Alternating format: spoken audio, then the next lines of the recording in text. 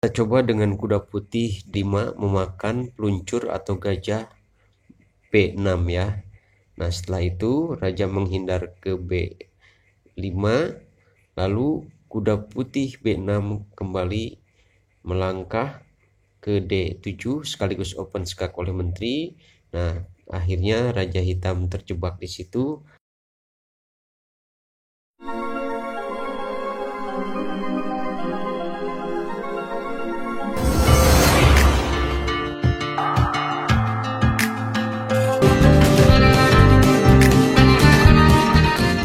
Assalamualaikum semuanya.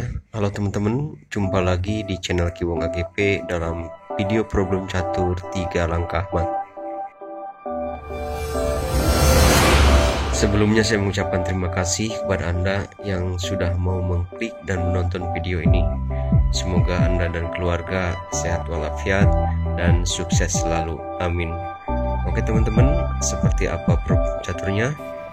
Mari kita lihat susunan buah putih dan susunan buah hitam berikut ini. Namun sebelumnya, buat teman-teman yang belum subscribe, silahkan subscribe dulu ya, di like, di komen. Please subscribe, like, and comment, dan share ya. Oke teman-teman, sekarang mari kita lihat sama-sama. Untuk buah putih ada raja di A3, peluncur atau gajah di A2, kemudian menterinya berada di G7, lalu kuda berada di D5, kemudian benteng berada di H3, dan pionnya berada di G5. Sementara untuk hitam, ada pion berada di C4 dan D4, ditambah peluncur di B6, dan rajanya berada di C5. Nah, seperti inilah teman-teman problem caturnya ya. Silahkan pikirkan, lalu amati apa kuncinya, seperti apa solusinya, dan bagaimana pemecahannya. Silahkan ya teman-teman.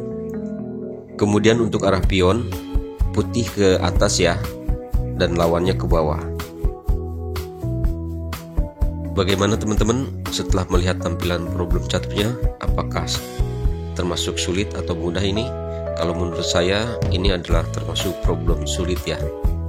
Baiklah teman-teman, sekarang saya akan melakukan beberapa analisa agar teman-teman bisa mendapatkan gambaran atau bisa mendapatkan titik terang apa kuncinya dan bagaimana solusinya di problem catur ini. Sebagai pembukaan analisa, kita mencoba kuda ya ke E3, dan tentunya di sini akan dimakan oleh pion hitam yang berada di D4 ya kudanya. Kalau kuda melakukan langkah ke situ ya, tentunya raja hitam akan lebih leluasa ya kabur ya, dan sulit untuk dimatikan dalam 3 langkah ya. Dan kalaupun kuda hitam ke C3 ya, kalau kita ragu-ragu tentunya akan dimakan oleh pion hitam ya. Dan ini pun saya rasa ya bisa nggak bisa ya untuk mematikan raja hitam, tergantung kitanya ya. Oke, sekarang kita balik lagi ya ke posisi semula.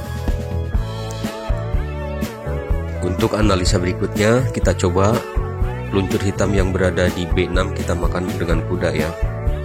Nah, kalau misalnya raja ke B5, ini akan memudahkan putih raja hitam bisa mati dalam 3 langkah.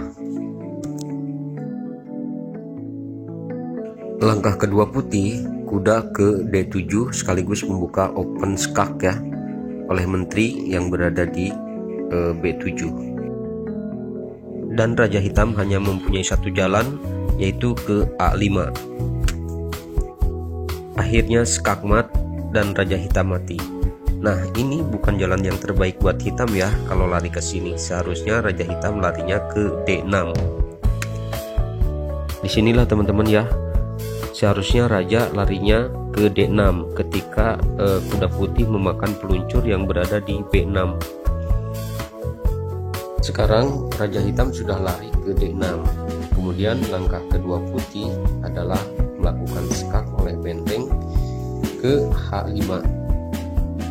Nah, di sini ketika raja hitam diskak oleh benteng ke H6, jangan lari lagi ke C5 ya, karena akan mati oleh menteri disekak ke D5.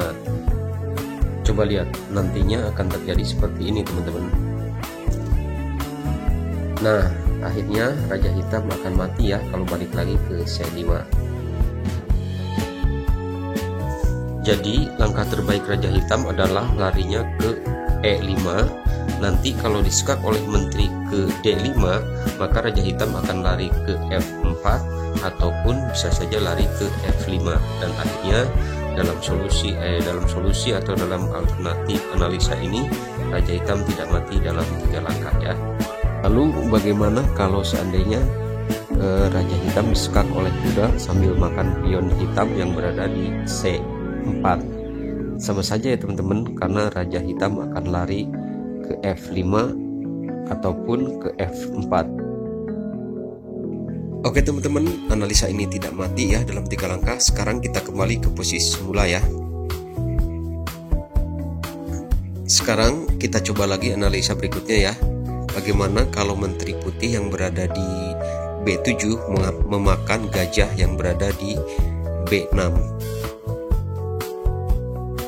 Kalau seperti ini tentunya kuda putih akan menjadi korban ya, dimakan oleh raja, dan Raja Hitam akan leluasa kabur lebih jauh.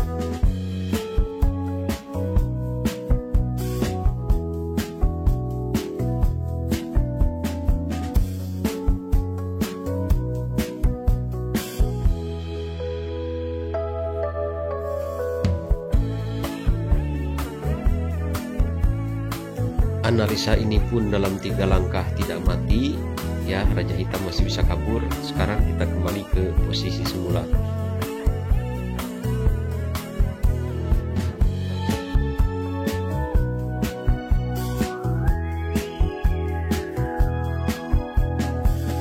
Oke teman-teman, barangkali masih ada yang penasaran untuk melihat analisa berikutnya.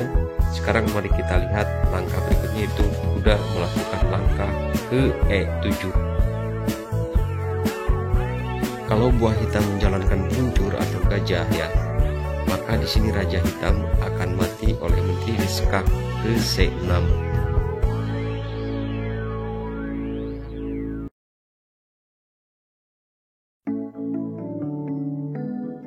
Langkah terbaik untuk hitam adalah menggeser raja ke D6 ataupun melangkahkan pion ya yang berada di D4 ke D3.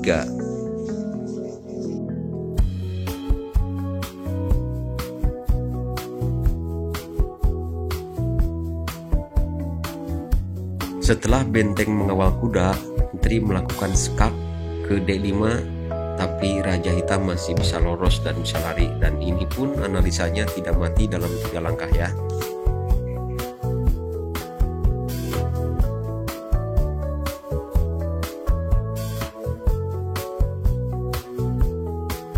Baiklah teman-teman, analisa ini pun tidak mati ya. Kita kembali ke posisi semula.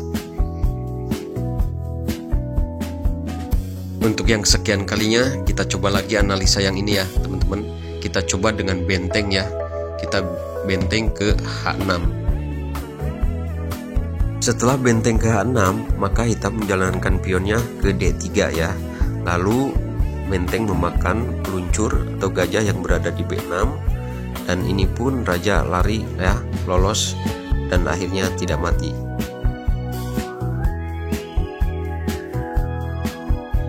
Kemudian menteri putih mencoba melakukan skak ke C6, raja lari ke D4, kemudian menteri memakan pion C4, dan akhirnya raja lolos lagi lari ke E5 ya. Dan akhirnya di sini juga tidak mati untuk analisa ini ya teman-teman. Oke, kita sekarang kembali ke posisi semula. Mohon maaf ya teman-teman bila kebanyakan analisa. Semua ini saya lakukan hanya untuk memberi gambaran dan tanda-tanda agar teman-teman bisa cepat menebak dari problem catur 3 langkah mat yang sulit ini. Baiklah teman-teman, kini tiba saatnya sekarang kita bongkar ya problem sulit ini, dan kita lihat apa kuncinya, seperti apa solusinya, dan bagaimana pemecahannya. Jadi kuncinya di problem sulit ini adalah kuda ya.